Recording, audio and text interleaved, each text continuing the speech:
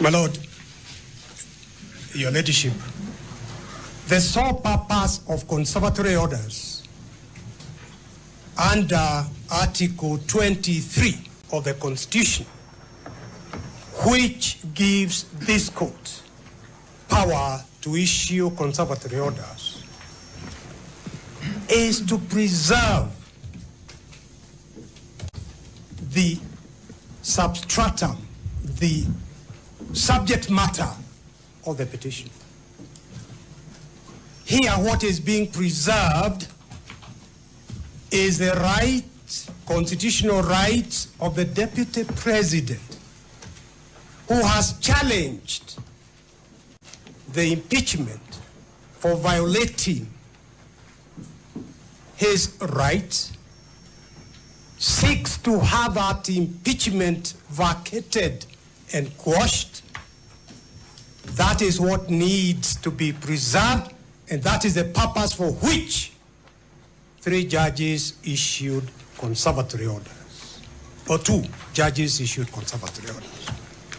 But my lords, your ladyship, those 3 judges sitting separately, each one of them made a finding that there were serious, weighty constitutional issues raised that needed to be fully canvassed during the hearing of the petition,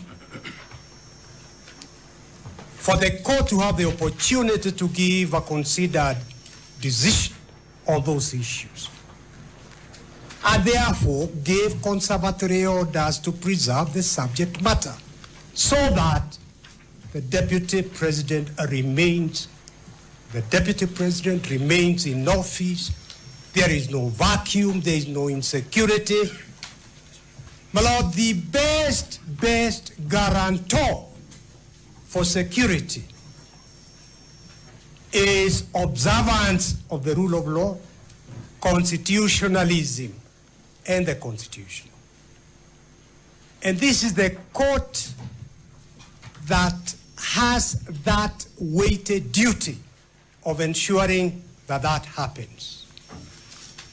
My lords, the weighty issues identified by the 3 judges are: 1, the issue of public participation.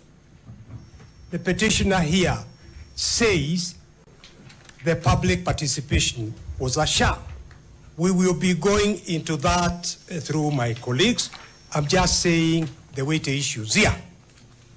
The second issue was the constitutional validity of Standing Order 68, giving a period of only 12 days to finish the whole purpose of the impeachment. And I would like to mention this issue of public participation, and indeed the time of 12 days, assumes added importance when we remember the wording of Article 1. The wording of Article 1 is that sovereignty remains in the people of Kenya. They have donated that power, that sovereignty, to your lordships, to your leadership, to the judiciary. They have donated their power to Parliament, the National Assembly, and the Senate, and they have donated that power to the executive.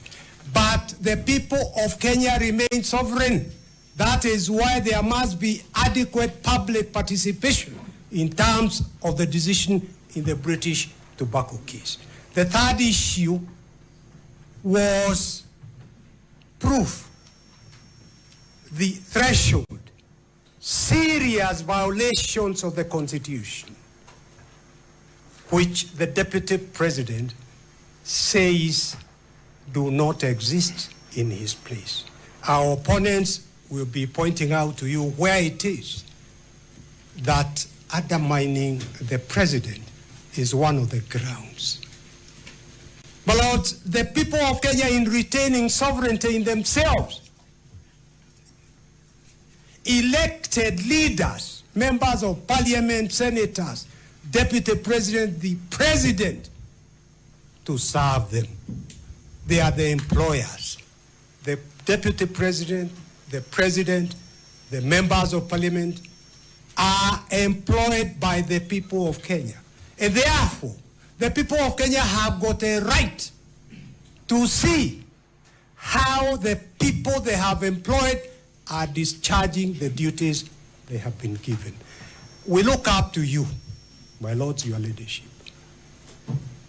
to be the bench, what the judiciary is what the people of Kenya look up to hold the country together in terms of observance of the Constitution and of the rule of law.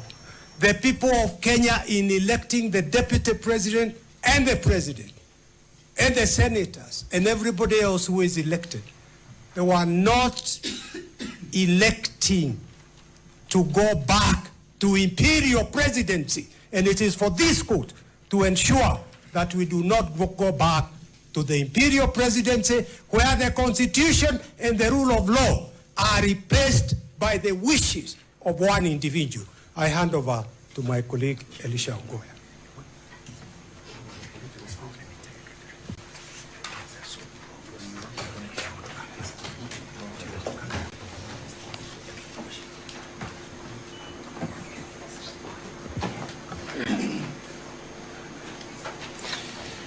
My Lord, for the record and for the interest of those who are transcribing the proceedings, my name is Elisha Ongoya. I appear for the first petitioner applicant, His Excellency Rigathi Gachagua, Deputy President of the Republic of Kenya. My Lord, I stand here to